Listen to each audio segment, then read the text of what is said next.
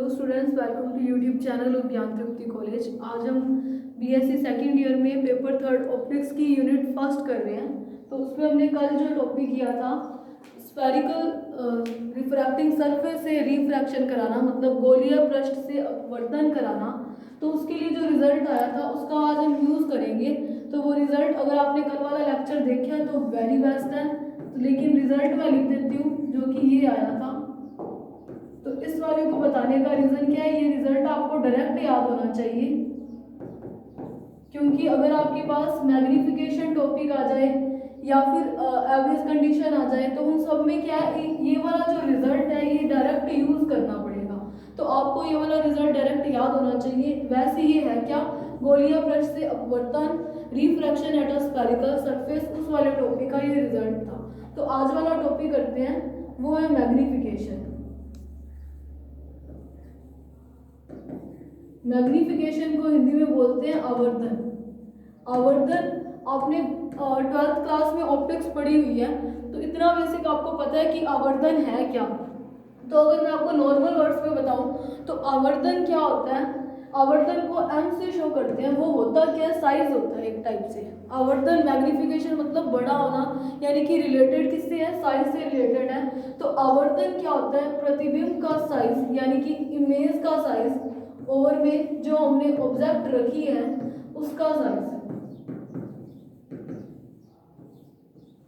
आप लिख देना साइज ऑफ इमेज, प्रतिबिंब का आकार और वस्तु के आकार का रेशियो। देखो, प्रतिबिंब का आकार और जो बिंब है उसके आकार के अनुपात को क्या बोलते हैं, आवर्धन m बोलते हैं। जो आवर्धन है वो 3 टाइप का होता है। पहला तो है पार्शियल। पार्शियल को इंग्लिश में बोलते हैं लेटरल और ट्रांसवर्स। मैग्नीट्यूड को मैंने MAG लिख दिया, ठीक है। दूसरा होता है इसमें अक्षीय। अक्षीय का मतलब क्या होता है, एक्सियल या फिर लॉन्गिट्यूडिनल।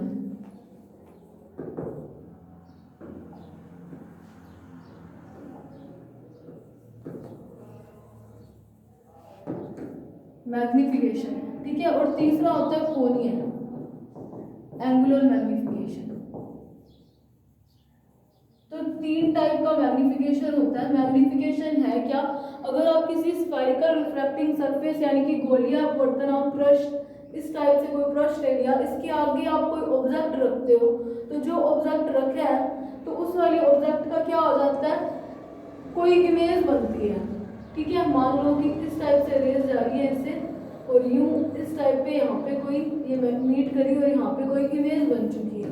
तो जो इमेज बनी है उसका साइज या फिर हाइट बोल सकते हैं। ओवर में जो ऑब्जेक्ट ली थी उसका हाइट का रेशियो क्या कहलाता है, मैग्नीफिकेशन या आवर्धन कहलाता है। तो ये 3 टाइप का होता है, पार्शियल, अक्षीय और कोणीय, जिसको लेटरल, एक्सियल और एंगुलर बोलते हैं। तो मैं ये जो पार्शियल होता है, मैग्नीफिकेशन m है, ट्रांसवर्स से इसको MT से शो किया जाता है, और अक्षीय को शो किया जाता है MA से, और कोणीय यानी कि एंगल से रिलेटेड है तो इसको m थीटा से शो किया जाता है।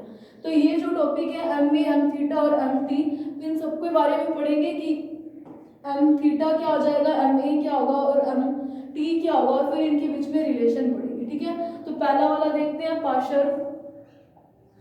इसको मैं लिखूंगी लेटरल या फिर ट्रांसवर्स मैग्निफिकेशन। पार्शियल क्या होता है, ट्रांसवर्स से पता चल रहा है कि जो ऑब्जेक्ट होगी, ट्रांसवर्स का मतलब क्या होता है कि इस टाइप से मीडियम में अगर आपने ट्रांसवर्स वेव पढ़ी है तो वो क्या होती है, तरंग के संचरण की दिशा के लंबवत जो है वो पार्टिकल्स जो है वो मूव करे अप डाउन। तो अगर हम ट्रांसवर्स की बात करें तो जो ऑब्जेक्ट होगा वो इस पोल से कुछ हाइट पे रखा जाएगा। जब हम एक्सियल की बात करते हैं तो हाइट इतनी छोटी ले ली जाती है, जैसे एक्सियल यानी कि लॉन्गिट्यूडिनल। लॉन्गिट्यूडिनल में इस टाइप से मोशन करते हैं अपनी मीन पोजीशन की आगे पीछे पार्टिकल, तो हाइट कम ली जाती है कि हाइट बिल्कुल ही नेग्लिजिबल है। उस केस में हम अक्षीय की बात करेंगे, और इससे जो ये एंगल बना रहे हैं तो वो एंगल से हम क्या करेंगे, एंगल की हेल्प से, एंगल हमें क्या देते हैं, स्लोप देते हैं। तो उस स्लोप की हेल्प से हम क्या करेंगे, उसका आवर्धन निकालेंगे, ठीक है। तो पहले वाला टॉपिक करते हैं इसमें जो है पार्शर। तो पार्शर के लिए मैं एक रिफ्रैक्टिंग सरफेस ले लेती हूँ, थोड़ा सा साइड पे बनाते हैं। ये मैंने कोई रिफ्रैक्टिंग सरफेस ले ली, किसी स्फीयर का कटा हुआ पार्ट है तो इसीलिए इसको गोलीय रिफ्रैक्टिंग सरफेस बोलते हैं, ठीक है। और ये मैंने मान लिया कि ये इसका कोई पोल है जिसको ऑप्टिकल सेंटर भी बोलते हैं, पोल यानी कि ध्रुव। तो ध्रुव से जो एक्सेस गुजरता है उसको क्या बोलते हैं, मुख्य अक्ष या फिर प्रिंसिपल एक्सेस। तो हम कौन सा कर रहे हैं, लेटरल कर रहे हैं, ट्रांसफर कर रहे हैं, मतलब ये जो प्रिंसिपल एक्सेस है उससे कुछ हाइट पे ऑब्जेक्ट पड़ी होगी। तो मैंने मान लिया कि इस टाइप से ए बी हमारे पास क्या है, कोई एक हाइट पे पड़ी है, तो वो कोई एक ऑब्जेक्ट पड़ी है और मैंने हाइट मान ली h1, ठीक है। अब देखो इससे मैंने मान लिया कि अब देखो अगर ये देखो एक चीज है, अगर ये स्फीयर या फिर सर्कल की तरह बिहेव कर रहा है तो मान लो कि इसका कोई ना कोई सेंटर ऑफ कर्वेचर होगा, कोई सेंटर होगा इसका। तो इस सेंटर से इसकी कहीं भी परिधि पर कोई भी आप पॉइंट देख लो, उसकी डिस्टेंस कितनी होगी, r होगी सब जगह पे। तो इस चीज का हम यूज करेंगे, ठीक है। तो इसका मतलब पोल जो है वो क्या है, ध्रुव जो है इसकी एक सरफेस पे है। तो इसका मतलब यहाँ से मैं कुछ डिस्टेंस पे मैं मान लेती हूँ कि यहाँ पे कोई पॉइंट C है जो कि सेंटर ऑफ कर्वेचर का काम कर रहा है। तो P और C के बीच की डिस्टेंस कितनी हो जाएगी, r हो जाएगी। उसी टाइप से मैं इस वाली ये जो स्फेरिकल सरफेस है, ये किसी तो स्फीयर का ही पार्ट है, तो इस वाली सरफेस से जितने भी पॉइंट आएंगे वो क्या होंगे, वो किसका काम करेंगे, इसके लिए रेडियस का ही काम करेंगे, ठीक है। तो अब मैंने मान लिया कि इस वाली से डायरेक्ट कोई रे आ रही है, प्रकाश की किरण, और जो सीधी रे आएगी, चलो मैं इसको अलग पेन से शो करती हूँ।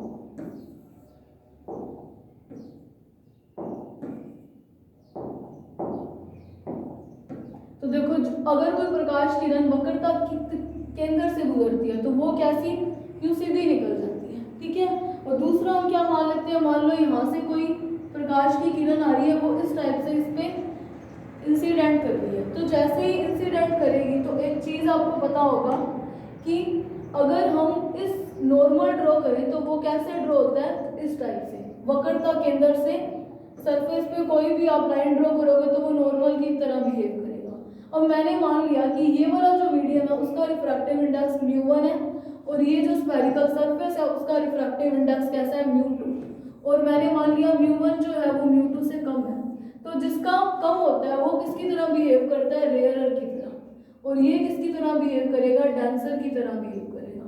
जब रेयरर मतलब विरल और डेंसर मतलब सघन, जब सघन माध्यम विरल माध्यम से सघन माध्यम में, मेरा विरल माध्यम यहाँ पे है, विरल से सघन माध्यम में जब कोई प्रकाश की किरण जाती है तो वो क्या होती है, ये जो नॉर्मल है उसकी ओर झुकती है, यानी कि टुवर्ड्स द नॉर्मल जाती है। इसके अपोजिट डेंसर टू रेयरर जाएगी तो नॉर्मल से अवे हो जाएगी, यानी कि नॉर्मल से दूर हटेगी। तो अब ये वाली रे जो है वो किस टाइप जा रही है मेरे पास, वो इस नॉर्मल की ओर झुकेगी क्योंकि रेयरर से डेंसर जा रही है। तो मैंने मान लिया कि वो इस टाइप से ना जाकर के कुछ यूं बेंड हो चुकी है, यूं। तो वो जैसे ही बेंड हुई मैंने उसको यहाँ पे शो कर दिया। अब देखो अगर मैं देखूँ तो यहाँ पे मेरे पास क्या है, कोई इमेज बन जाएगी, इन दोनों रेस के बीच में क्या है, इमेज मिलेगी, मुझे प्रतिबिंब मिल जाएगा। तो मैंने मान लिया कि जो प्रतिबिंब है उसकी हाइट मैंने मान ली h2। अब वो h2 कैसी होगी, माइनस में होगी। इनको पहले नाम दे देते हैं, कोई ये मैंने नाम दे दिया n, c इसको दे दो कोई p, इसको दे दो q, ठीक है। तो मैंने क्या किया है, इसमें एक गोलीय अपवर्तनांक पृष्ठ लिया है जिसके एक साइड का अपवर्तनांक μ1 है, एक साइड का यानी कि जो स्फीयर है उसके अंदर का मीडियम कैसा है, μ2।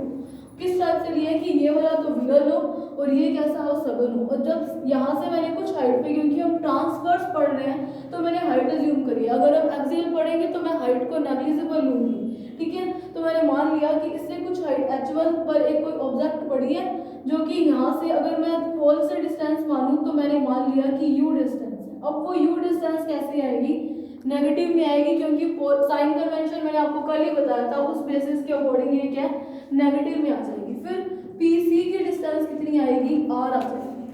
और अगर मैं देखूं कि डिस्टेंस कितनी P और Q के बीच की डिस्टेंस, तो वो कितनी आ जाएगी, v। मैं यहाँ पे लिख देती हूँ पी क्यू क्या है, हमारे पास जो इमेज बनी है उसकी डिस्टेंस है, तो वो हमने मान ली कि पोल से v डिस्टेंस पे है। और ए पी क्या है, ऑब्जेक्ट पोल से कितनी डिस्टेंस पे है, ऑब्जेक्ट जिसका हमें इमेज बनाना है तो वो क्या है माइनस यू डिस्टेंस पे है, ठीक है। और तीसरी मेरे पास पी सी है जिसकी वैल्यू क्या आएगी, आर आएगी। तो इससे रह गई जो सेंटर ऑफ कर्वेचर से जाती है वो सीधा पैरेलली यूं चली जाती है, और दूसरी रे मैंने मान लिया इस टाइप से गई तो वो कुछ बेंड हो जाएगी, क्योंकि विरल से सघन माध्यम में जा रही है तो अभिलंब की ओर झुक जाएगी। तो अगर मैं ये एंगल देखूं तो ये एंगल ऑफ इंसिडेंट मैंने मान लिया आई, और ये एंगल नॉर्मल से बना रहा है मैंने मान लिया आर। अब ये वाला एंगल मान लिया ऑब्जेक्ट बना रही है थीटा 1 एंगल, और इस वाले एंगल को मैंने मान लिया थीटा 2 एंगल। यहाँ पे मैंने मान लिया कि ये जो लाइन है अल्फा अल्फा एंगल बनाती है।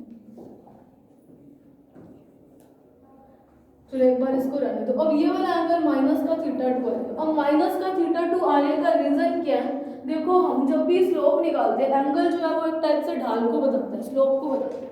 तो हम जब भी एंगल बनाते हैं वो इस टाइप से बनाते हैं। यहाँ पे जो एंगल बना है, अब ये एंगल इस साइड बन रहा है, इस साइड बन रहा है तो वो माइनस में लिया। उसका एक रीजन है कि ये जो थीटा 1 है वो क्या है 90 से कम है। जब 90 से कम होता है तो स्लोप कैसी आती है, पॉजिटिव आती है। अब अगर मैं देखूं यहाँ पे एंगल देखूं जो कि किस टाइप से बन रहा है, ये वाला अगर मैं एंगल देखूं ये इतना इतना ये वाला, तो ये एंगल कैसा बन रहा है 90 से बड़ा बन रहा है। 90 से बड़ा बनेगा तो स्लोप नेगेटिव आएगी, स्लोप नेगेटिव आएगी। स्लोप नेगेटिव आने के कारण मैंने यहाँ पे नेगेटिव रखा है, ठीक है। तो इसी रीजन से स्लोप के नेगेटिव आने के लिए मैंने इस एंगल को 90 नेगेटिव रखा है। ये जो एंगल है इसका यूज अभी नहीं होगा, इसको बस यहाँ पे सिर्फ शो ही करना है कि ये कोई माइनस में थीटा 2 एंगल है। वैसे इसका यूज इस वाले टॉपिक में नहीं है, इसी से रिलेटेड आगे एक टॉपिक आएगा एबेल साइन कंडीशन, तो उस वाले टॉपिक में इसका यूज किया जाएगा। तो देखो ये वाला एंगल मैंने मान लिया, एक बार इसको यहाँ से मैं रखूँ, ये डांसर भी मैं हटा दूँ, ये भी चाहे हटा दूँ, ठीक है। ये एंगल जो है अल्फा एंगल बना लिया, मान लिया ये एंगल अल्फा है तो ये भी अल्फा ही होगा शीर्षाभिमुख कोण से। तो देखो एंगल आपको पता चल गया कि ये वाला अल्फा है, ये भी अल्फा है, ये थीटा 1 एंगल है, ये माइनस का थीटा 2 है, ये आई और आर। ये तो आपको पता ही है कि अगर कोई रे इंसिडेंट हो रही है तो वो नॉर्मल से अपतन कोण आई बनाएगी, और अब ये इस सरफेस से क्या है रिफ्रैक्ट हो रही है, अपवर्तित हो रही है, तो अपवर्तन कोण आर बनाएगी, ठीक है। तो देखो हमें क्या निकालना है, बेसिकली हमें मैग्निफिकेशन निकालना है। मैग्निफिकेशन होती क्या है, इमेज की हाइट, मान लो मैंने इमेज की हाइट, साइज यानी कि हाइट ही होगी, तो इमेज की हाइट ओवर में ऑब्जेक्ट की हाइट, तो ऑब्जेक्ट की हाइट इस टाइप से। साइन मैंने कंसीडर नहीं किया, वैसे तो ये वाली हाइट नेगेटिव आएगी, वो मैंने एक बार कंसीडर नहीं किया। तो हमें बेसिकली अगर मैं देखूं तो मुझे h1 और h2 की वैल्यू चाहिए, तो उसकी वैल्यू निकालने के लिए मैं क्या कर सकती हूँ, ट्राइंगल ले सकती हूँ। कौन सा, इस चीज को एक बार हटा दो,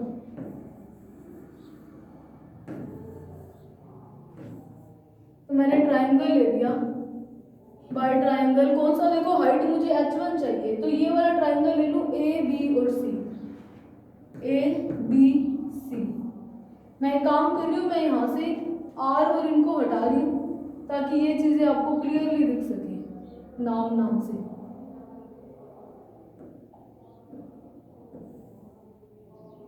वैसे आप ये वाला लिख देना।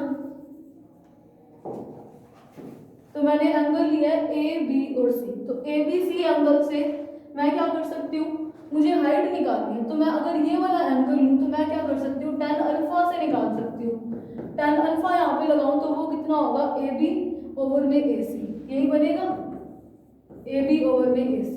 सिंपल ट्रिग्नोमेट्री है, ए बी ओवर में ए सी।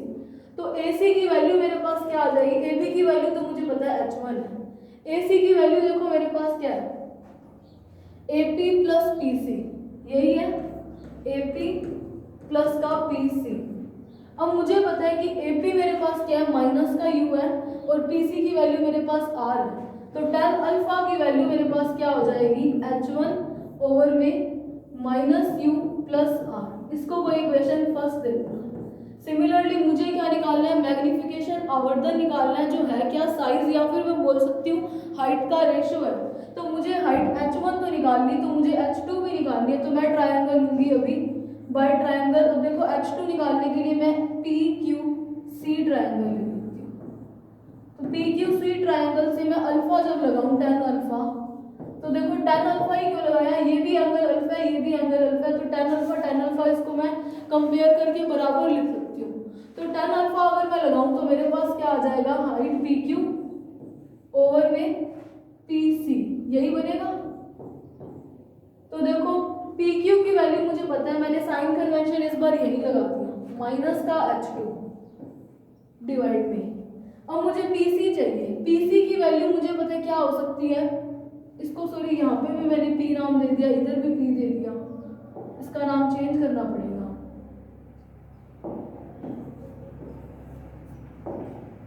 C भी दे रखा है, EF दे देते हैं। या तो ये क्या किया मैंने यहाँ पे पोल को P दे रखा था, इसलिए मैंने ये नाम चेंज किया। तो ये ट्रायंगल में यहाँ पे EFC लिख देंगे, EFC। तो यहाँ पे भी ये वैल्यू चेंज हो जाएगी। ये वाली तो मेरे पास कितनी बचेगी, PE, ये माइनस का U AP और R है PC। मैंने ये नाम क्यों चेंज किया, मैंने पोल को P ऑलरेडी दे रखा था और इधर में मैंने PQ दे दिया था, तो इसलिए मैंने चेंजेस किए हैं, बाकी तो सेम है। तो यहाँ पे मेरे पास क्या हो जाएगा, EF ओवर में EC। तो EC की वैल्यू मेरे पास क्या हो जाएगी, PE minus CE, PE minus का CE। तो मैं इसको इस साइड लिख रही हूँ tan अल्फा। तो tan अल्फा देखो क्या आ जाएगा मेरे पास, माइनस का h2 और मेरे पास क्या है PE, PE की वैल्यू पड़ी है मेरे पास V माइनस का CE, सॉरी माइनस का PE में से PC माइनस होगा।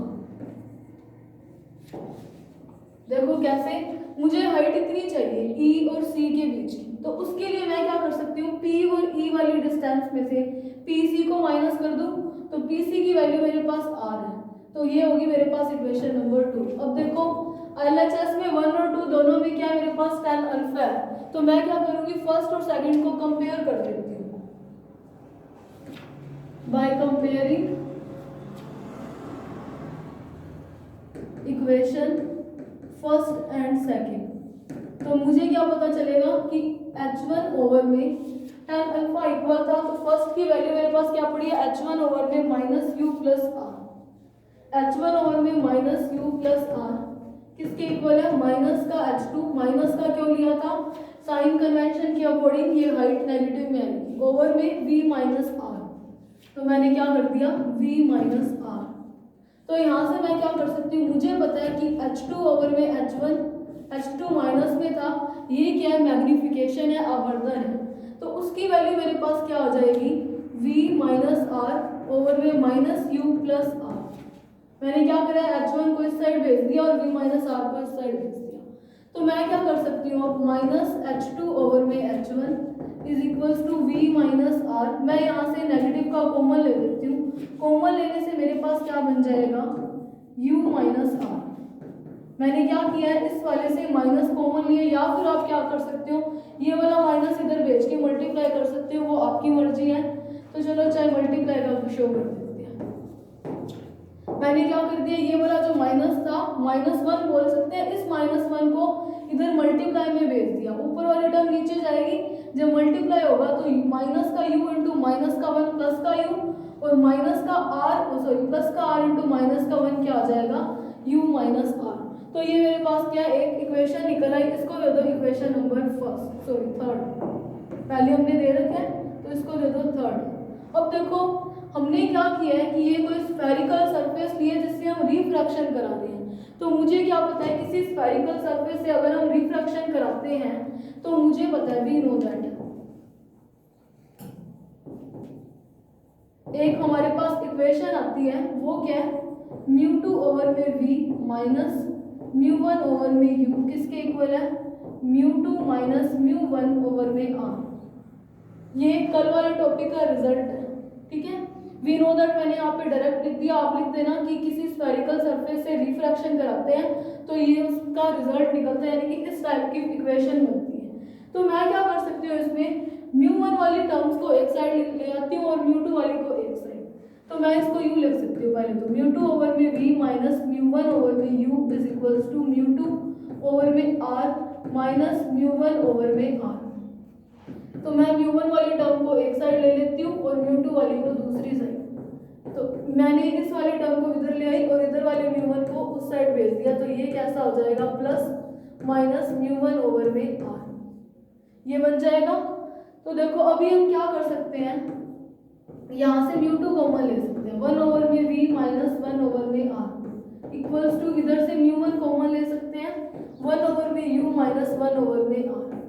अब मुझे कुछ ऐसी सी टर्म बनानी है, तो ऐसा बनाने के लिए हम एक चीज दिख रही है इधर एलसीएम ले लेते हैं। तो एलसीएम लिया तो यहाँ पे एलसीएम क्या आ गया वी आर। इधर मेरे पास क्या बन चुका है टर्म देखिए तो आर माइनस वी किसके इक्वल आया μ1 के।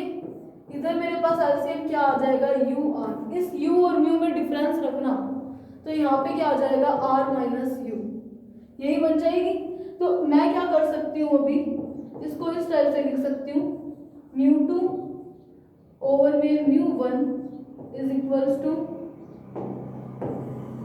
रहने दो वी आर डिवाइड में पड़ा है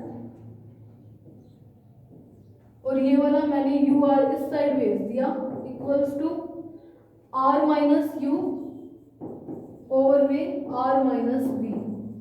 मुझे ऐसी टर्म बनानी है क्योंकि मैं मैग्निफिकेशन को रिफ्रैक्टिव इंडेक्स की फॉर्म में अपवर्तनांक की फॉर्म में लिखना चाहती हूँ। ये तो मुझे पता है कि ये आवर्धन है, तो मैं ऐसी टर्म बनाने के लिए इस वाले फॉर्मूला का यूज किया। तो मैंने सिंपल क्या किया था कि μ1 वाली टर्म को एक साइड लिख दिया और μ2 वाली टर्म को एक साइड लिखा, फिर मैंने एलसीएम लिया। तो ऐसी कुछ टर्म बन रही है, देखो क्या बन रही है मेरे पास v माइनस आर ओवर में u माइनस आर। यहाँ पे मेरे पास r माइनस यू ओवर में v r माइनस व्यू बन रहा है। अगर मैं इस वाली इक्वेशन से माइनस का कॉमन ले लूँ तो देखो यहाँ से माइनस कॉमन लिया तो ये u माइनस आर हो जाएगा और इधर लिया तो ये v माइनस आर हो जाएगा। तो ऐसा कुछ बन रहा है लेकिन अपोजिट बन रहा है, मतलब रिवर्स में बन रहा है। तो हम इस वाली इक्वेशन को बाद में उल्टा कर देंगे। तो ऐसा बनाने के लिए हम क्या करते हैं इस वाली टर्म को करते हैं सोल्व। तो देखो मेरे पास क्या वैल्यू बनी थी, एक बार मैं लिख रही हूँ वो वाली इक्वेशन को μ2 ओवर में μ1 u r ओवर में V R is equals to R minus U. तो मैं नेगेटिव साइन कॉमन ले लेती हूँ, μ2 ओवर में μ1 r से r कैंसिल u ओवर में v इक्वल्स टू किसके आया माइनस साइन कॉमन लिया तो ये u माइनस r और ये क्या बन गया v माइनस r। इसको दे दो, नहीं इसको मत दो। मुझे पता है कि ये जो इक्वेशन थर्ड थी उसका LHS जो है RHS जो है इस इक्वेशन के सिमिलर बन सकता है कब, जब मैं इस इक्वेशन को रिवर्स करता हूँ। तो मैं इसको रिवर्स कर देती हूँ μ1 ओवर में μ2 इंटू v ओवर में u इज इक्वल्स टू क्या आएगा v माइनस r ओवर में u माइनस r। ऐसा बन गया। अभी इसको दे दो इक्वेशन नंबर 4। अब मैं क्या कर सकती हूँ, मुझे पता है कि इक्वेशन 4th और 3rd का RHS जो है सेम है तो उनको कंपेयर करूंगी। तो देखो by equation 4th and 3rd, तो 3rd और 4th से मुझे क्या पता चला कि ये वाली पार्ट दोनों में सेम है। तो इनको मैं छोड़ के मैं क्या लिख सकती हूँ μ1 ओवर में μ2 इंटू v ओवर में u किसके इक्वल है, हाइट क्या है h2 ओवर में h1 की, h2 ओवर में h1 जो कि क्या है मुझे पता है कि जब हम हाइट ले रहे हैं तो हाइट कैसी थी इस वाली सरफेस से परपेंडिकुलर थी। अब जब कोई चीज़ परपेंडिकुलर होती है तो इसका मतलब क्या है ट्रांसवर्स है और मैग्निफिकेशन ही क्या होता है साइज का रेशो। तो ये साइज ही है उनकी, हाइट कितनी हाइट की है तो उनका साइज ही है। तो इसको मैं क्या लिख सकती हूँ h2 ओवर में h1 को आवर्धन यानी कि मैग्नीट्यूड से शो कर रही हूँ और mt क्या शो कर रहा है कि ये ट्रांसवर्स मैग्नीट्यूड है। तो अगर आपके पास ट्रांसवर्स मैग्निफिकेशन हो तो मैग्निफिकेशन किसके इक्वल आएगा μ1 v ओवर में μ2 u इक्वल्स टू mt। तो इसी का ये अभी हम सेकंड करते हैं। तो सेकंड हमारा क्या था एक्सियल या फिर लॉन्गिट्यूडिनल, मैंने यही लिख दिया बस। इसको हम किससे शो करेंगे एम ए से, एम ए मतलब एक्सियल। अब मैंने बोला था जब हम एक्सियल लेते हैं तो उस केस में क्या है, हाइट एक में तो इस टाइप से पार्टिकल मूव करते हैं अप डाउन, और एक में क्या है ट्रांसवर्स में तो यू करते हैं और लॉन्गिट्यूडिनल में यू लेफ्ट राइट करते हैं। तो अगर वो लेफ्ट राइट करेगा तो जो ऑब्जेक्ट है वो हमें क्या से लेनी पड़ेगी, बहुत ही छोटी लेनी पड़ेगी। तो इस केस में मैं मान लूंगी कि जो अगर हम मैग्निफिकेशन फाइंड करेंगे तो एम ए जो है वो कितना हो जाएगा, डी वी ओवर में डी यू का, यानी कि ये जो, तो देखो अक्षीय आवर्धन क्या हो जाएगा, डी वी ओवर में डी यू, यानी कि छोटा सा मैंने पार्ट लेना है तो छोटी डिस्टेंस ले ली। अब मैंने ये वाली डिस्टेंस क्यों ली, क्योंकि हम लॉन्गिट्यूडिनल की बात कर रहे हैं या फिर अक्षीय आवर्धन की बात कर रहे हैं। तो मुझे पता है कि इसको पहले आप दे देना कोई इक्वेशन नंबर, इसी टॉपिक में कंटिन्यू होता है, तो इसको दे दो 5 पहले, क्योंकि इसका यूज करेंगे, तो इसको दे दो 6। तो देखो अब वी नो दैट, हमें क्या पता है कि अगर किसी गोलीय सरफेस से अगर हम अपवर्तनांक करा रहे हैं तो ये वाला रिलेशन अब तक तो आपको याद हो चुका होगा कि ये एक हमारे पास रिलेशन आया था। मुझे क्या चाहिए, dv ओवर में du चाहिए। dv छोटा पार्ट है, छोटा चीज अगर हमें किसी का करना है तो हम क्या करते हैं, उसका अवकलन, और अगर बड़ा बनाना है तो उसका इंटीग्रेशन करते हैं। तो मैं क्या करूंगी, इस वाली इक्वेशन का डिफरेंशिएट कर दूंगी, अवकलन कर दूंगी ऑन डिफरेंशिएटिंग अबव इक्वेशन। तो जब हम इसका अवकलन करेंगे तो देखो क्या आएगा, μ2। तो अब इस वाली इक्वेशन का डिफरेंशिएशन करते हैं, तो ऑन डिफरेंशिएटिंग अबव इक्वेशन, तो मैं इसको नेक्स्ट स्लाइड पे कर रही हूँ। तो देखो मेरे पास क्या माइनस का u2 ओवर में v था, अगर 1 ओवर में x हो तो उसका डिफरेंशिएशन क्या होता है, -1 ओवर में x स्क्वायर डॉट dx। तो इस वाले सिंपल डिफरेंशिएशन को यूज करूंगी, μ2 ओवर में v का स्क्वायर माइनस में डॉट dv। अब वो माइनस का μ1 ओवर में u था, तो माइनस माइनस प्लस होने से प्लस का μ1 ओवर में u का square dot du equals to किसका है, r कांस्टेंट है, μ2 ओवर μ1 क्या है, रिफ्रैक्टिव इंडेक्सेस है, वो भी क्या अपवर्तनांक है, ये भी कांस्टेंट है, वक्रता त्रिज्या भी कांस्टेंट है। डिपेंड किस पे कर रहा है, r और v पे, यानी कि इमेज पे डिपेंड, ऑब्जेक्ट कहाँ पे रखेंगे तो इमेज कैसे बनेगी इस चीज पे डिपेंड कर रहा है। तो उसका डिफरेंशिएशन कांस्टेंट होने के कारण 0। तो मैं क्या लिख सकती हूँ, μ2 ओवर में v का स्क्वायर इंटू dv किसके इक्वल है, μ1 ओवर में u का स्क्वायर इंटू du। तो मुझे पता है कि dv ओवर में du क्या है, m थीटा की वैल्यू है, एम ए यानी कि अक्षीय आवर्धन की वैल्यू है। तो dv ओवर में du क्या आ जाएगा, यहाँ से अगर मैं देखूं तो μ1 ओवर में μ2 डॉट ये v का स्क्वायर ऊपर चला जाएगा ओवर में u का स्क्वायर, यही बन जाएगा। तो यहाँ से मुझे अगर मैं देखूं इक्वेशन नंबर 5, तो मेरे पास इक्वेशन 5 से एक वैल्यू पड़ी है, μ1 ओवर में μ1 इंटू v ओवर में u क्या है, mt है, यानी कि ट्रांसवर्स मैग्निफिकेशन है। तो मैं एम ए को क्या लिख सकती हूँ, μ1 ओवर में μ2 डॉट v ओवर में u और v ओवर में u, इसको क्या लिख सकती हूँ, mt इंटू v ओवर में u। तो ये एक एम ए और mt के बीच में एक रिलेशन है, ठीक है, सिंपल डिफरेंशिएशन किया। अब इसमें आगे आता है थर्ड, जो कि क्या है, एंगुलर मैग्निफिकेशन, कोणीय आवर्धन, जिसको मैं m थीटा से शो करती हूँ कोणीय आवर्धन को। तो m थीटा क्या होता है, m थीटा होता है सिंपल जो ऑब्जेक्ट और इमेज ने यहाँ पे इस प्रिंसिपल एक्सिस से जो ये एंगल बनाया उनका टेंजेंट, यानी कि उनका tan थीटा, टेंजेंट मतलब tan थीटा ले लो। तो अगर मैं सिंपल देखूं तो वो क्या हो जाएगा, m थीटा क्या हो जाएगा, tan थीटा 2 ओवर में tan theta 1। If theta 1 and theta 2 बहुत स्मॉल हो तो हम क्या लिख सकते हैं इस वाली इक्वेशन को, m थीटा को साइन थीटा 2 ओवर में साइन थीटा 1, क्योंकि अगर थीटा बहुत स्मॉल हो तो tan थीटा जो है वो साइन थीटा के इक्वल हो जाएगा, और वो किसके इक्वल होता है, ऑलमोस्ट साइन थीटा के। कैसे, tan थीटा जो है वो ऑलमोस्ट थीटा के इक्वल होता है, और साइन थीटा भी थीटा स्मॉल होने पे ऑलमोस्ट थीटा के इक्वल होता है। यहाँ लिख देना थीटा स्मॉल हो तो उस केस में एम थीटा की ये एक वैल्यू आ जाएगी। तो हमारा जो मैग्नीफिकेशन था जो है क्या इमेज और ऑब्जेक्ट के साइज का रेशियो है, तो जिसके 3 पार्ट थे, कौन सा, ट्रांसवर्स, अक्षीय, कोणीय और पार्श्व आवर्धन। तो इन तीनों को मैंने डिराइव कर दिया, एम थीटा, एम ए और एम टी। डेरिवेशन बिल्कुल सिंपल है, बस आपको ये वाला एक रिलेशन पता होना चाहिए। और ऑप्टिक्स में आप जो भी टॉपिक कर रहे हो आपको उसकी स्टार्टिंग आनी चाहिए कि किस तरीके से हम टॉपिक को स्टार्ट करें। ये तभी आएगा जब आप किसी डेरिवेशन को एक बार ये क्लास या लेक्चर देखने के बाद फिर से आप इसको खुद ट्राई करोगे, तभी आपको डेरिवेशंस याद रहेंगे। तो इसके बाद इसका नेक्स्ट टॉपिक आता है एबेल साइन कंडीशन, आबे का ज्या प्रतिबंध, जिसकी हेल्प से क्या किया जाता है, एम थीटा, एम टी और एम ए के बीच में रिलेशन फाइंड किया जाता है। तो वो भी एक इम्पोर्टेंट टॉपिक है, तो उसको हम अपने नेक्स्ट लेक्चर में करेंगे। So that's it for today, thank you very much.